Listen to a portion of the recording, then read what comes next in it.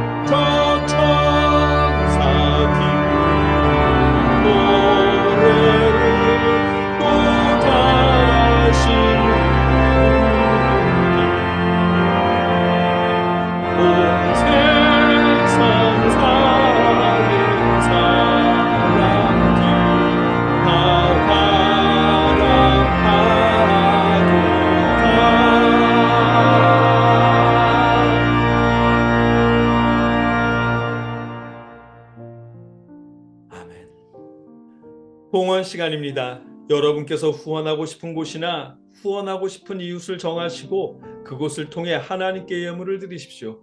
한 달에 한 번 후원하시더라도 우리는 매주 봉헌 순서를 통해 봉헌 기도를 드리겠습니다. 함께 기도드리겠습니다. 내가 진정으로 너희에게 말한다.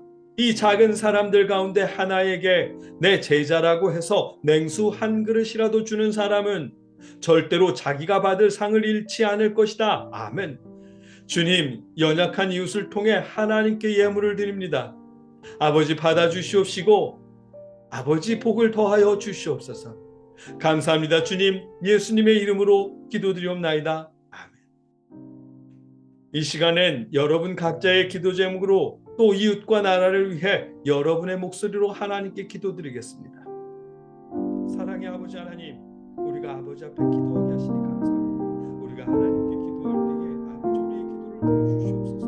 하나님 성탄이고 주님을 믿지만 하나님 아직도 해결되지 않은 우리 마음속의 슬픔과 기도 제목 때문에 아버지 탄식이 나올 때가 있습니다. 아버지 우리의 기도를 들어주시고 우리를 위로하여 주시옵소서.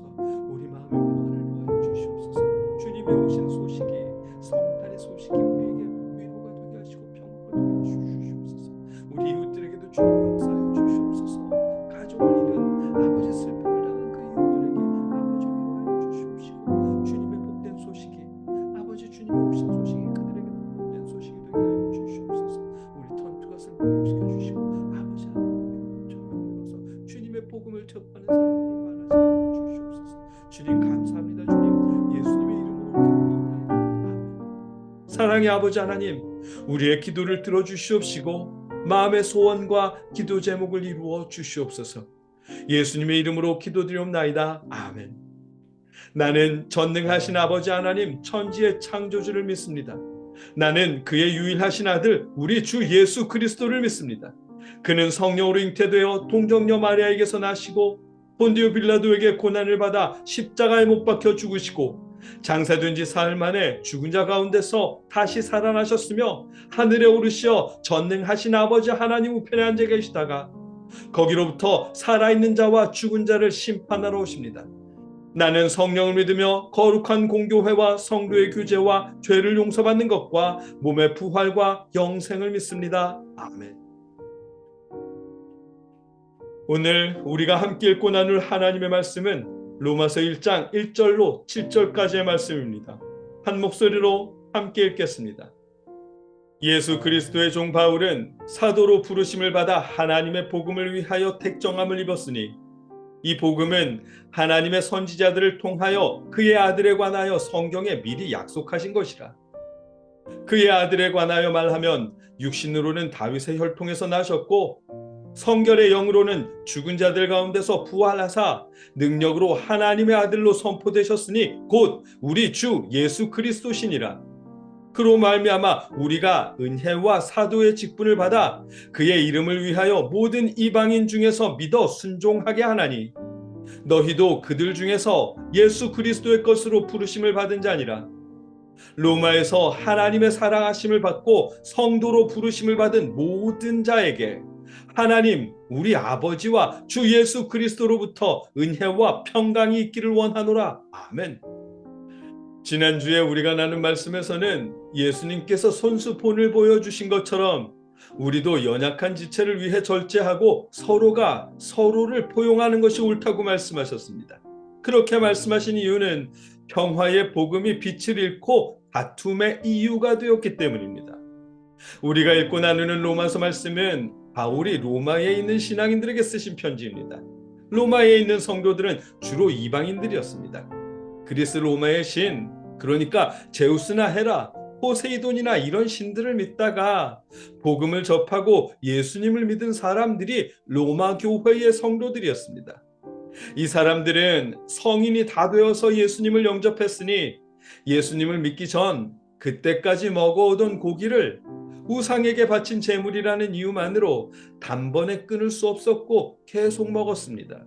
그 모습이 유대계 기독교인들에게는 불편했던 것입니다. 그래서 유대계 기독교인들과 이방 기독교인들이 다퉜습니다. 복음은 잘 믿는 법을 놓고 다투는 기준이 아니라 평화의 소식임에도 불구하고 어느 순간부터 빛을 잃고 다툼의 이유가 된 것입니다.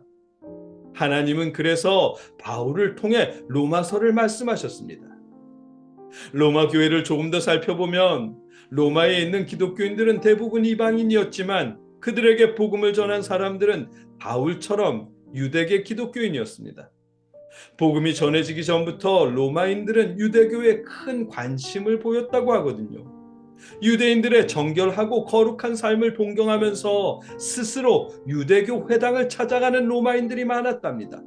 이방 문화 속에 살고 있었지만 그들과 동화되지 않고 하나님의 자녀로 분명하게 구분되었던 신앙인들의 힘이었습니다.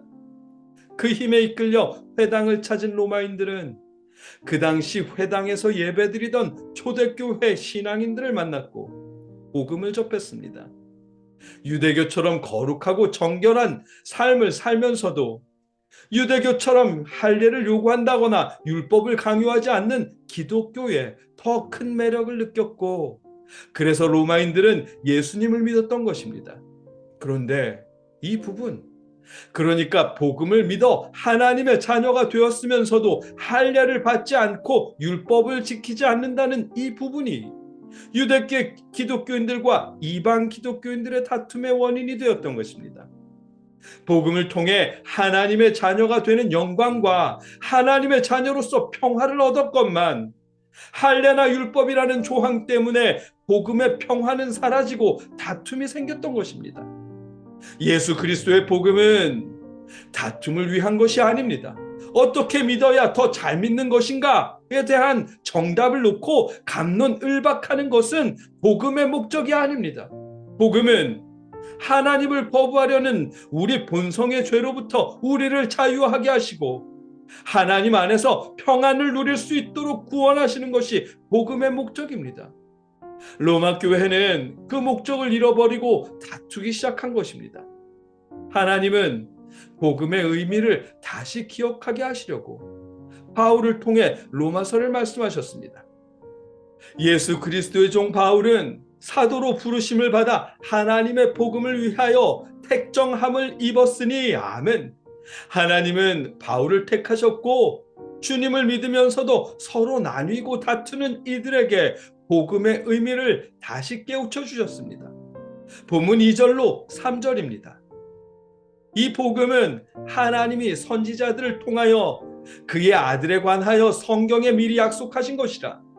그의 아들에 관하여 말하면 육신으로는 다윗의 혈통에서 나셨고 아멘. 복음의 주인공이신 예수님은 다윗이라고 하는 이스라엘 왕의 혈통으로 나셨습니다. 혈통으로만 따지자면 유대인이신 예수님은 이방 기독교인들이나 지금 우리들과는 조금의 관계도 없을 듯합니다. 그러나 하나님의 구원은 우리가 구원받아서 하나님의 자녀가 되는 일은 혈연으로 이루어진 것이 아닙니다. 본문 4절에서 하시는 말씀입니다. 성결의 영으로는 죽은 자들 가운데서 부활하사 능력으로 하나님의 아들로 선포되셨으니 곧 우리 주 예수 그리스도시니라. 아멘. 영으로 하나님의 능력으로 예수님은 부활하셨고 그를 믿는 우리의 주님이 되셨습니다. 우리로 하나님의 자녀가 되게 하셨습니다. 요한복음 1장 12절로 13절에서도 같은 말씀을 하십니다. 영접하는 자, 곧 그 이름을 믿는 자들에게는 하나님의 자녀가 되는 권세를 주셨으니 이는 혈통으로나 육정으로나 사람의 뜻으로 나지 아니하고 오직 하나님께로부터 난 자들이니라. 아멘. 육이나 혈통이 아니라 하나님의 능력으로 하나님의 영으로 우리는 하나님의 자녀가 될 수 있게 된 것입니다. 우리로 하나님의 자녀가 되게 하셨다는 말씀은 하나님을 부정하고 외면하려는 우리 본연의 죄로부터 우리를 자유롭게 하셨고 하나님께 순종하도록 하셨다는 뜻입니다. 오늘 본문 5절 말씀입니다. 그의 이름을 위하여 모든 이방인 중에서 믿어 순종하게 하나니 아멘. 이것이 복음입니다. 자신의 믿음을 주장하며 다른 이들을 평가하고 재단하는 도구가 아니라 예수님을 믿어 하나님의 자녀가 되고 하나님의 뜻에 따라 순종하도록 하시는 것이 복음입니다. 순종을 통해 우리가 아버지 하나님 안에서 평안을 누리게 하는 것이 복음의 목적입니다. 복음은 세상 일에 나서서 옳고 그름을 판결하는 도구가 아닙니다. 복음은 우리가 상대방의 믿음을 놓고 열심히 믿는 사람, 그렇지 않은 사람, 잘 믿는 신앙인, 그렇지 않은 신앙인을 가름하는 도구가 아닙니다. 복음은 믿는 자들에게 하나님 안에서 평안을 누리게 하시는 것이 목적입니다. 예수님께서 오신 이유 역시 믿는 자마다 구원받고 하나님의 자녀로 하나님 안에서 평화를 누리게 하는 것입니다. 하나님은 그래서 바울을 통해 이런 문안을 전하십니다. 7절입니다.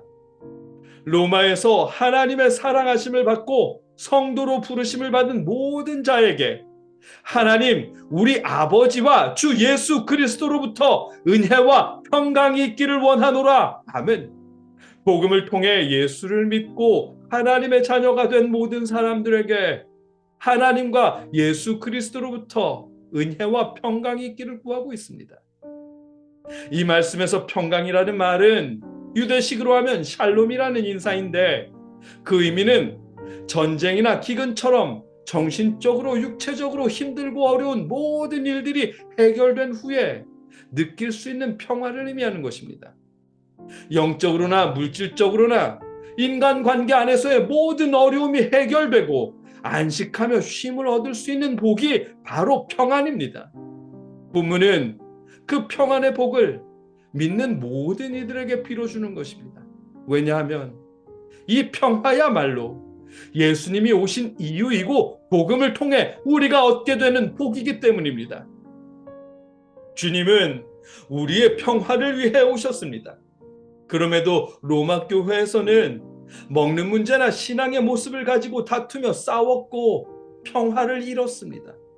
하나님은 그래서 바울을 통해 서로 포용하도록 말씀하신 것입니다. 연약한 자를 위해 절제하라 말씀하신 것입니다. 복음의 목적은 누가 더 잘 믿는지 경쟁하기 위한 것이 아니라 수고하고 무거운 짐진 자들아 다 내게로 오라 내가 너희를 쉬게 하리라는 주님의 말씀처럼 지치고 상한 심령이 주님 안에서 하나님 안에서 쉼을 얻게 하는 것이기 때문입니다. 하나님은 오늘 본문을 통해 그 사실을 우리에게 깨닫게 하십니다. 한 주만 더 지나면 기쁘다 구주 오셨네 만 백성 맞으라는 찬양을 부르는 성탄절입니다. 이 성탄절이 우리 주님이 오신 목적 그대로 모든 사람들에게 위로가 될 수 있기를 기원합니다. 삶이 힘들고 어려운 일을 겪어서 기쁨의 찬양보다 힘겨움의 탄식이 나오는 성도들에게도 위로와 평화가 되기를 기원합니다. 우리 주님이 오신 소식이 예수 그리스도의 복음이 아픔을 겪는 모든 분들에게도 위로가 되고 평화로 전해줄 수 있기를 아버지와 예수 그리스도의 위로와 평강의 소식이 되게 하시기를 주님의 이름으로 축복합니다. 함께 기도하겠습니다. 사랑의 아버지 하나님, 주님이 오신 소식이 평화의 소식이 되게 하여 주시옵소서.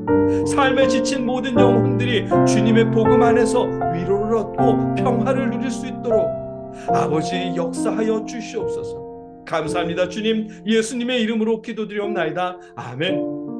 이제는 우리 주 예수 그리스도의 크신 은혜와 아버지 하나님의 그 크신 사랑하심과 성령의 역사하심이 주를 믿는 모든 자녀들에게 늘 함께 하시며 위로와 평화를 더하시기를 주님의 이름으로 간절히 축원하옵나이다. 아멘.